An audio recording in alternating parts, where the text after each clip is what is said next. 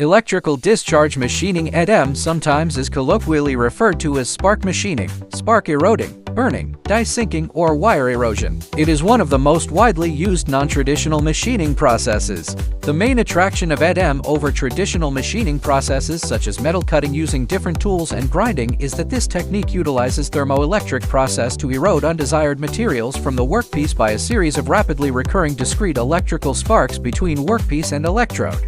The traditional machining process rely on harder tool or abrasive material to remove the softer material, whereas non-traditional machining processes such as EDM uses electrical spark or thermal energy to erode unwanted material in order to create desired shapes. So, the hardness of the material is no longer a dominating factor for EDM process. EDM removes material by discharging an electrical current, normally stored in a capacitor bank, across a small gap between the tool and the workpiece, typically in the order of 50 volts/10 amps.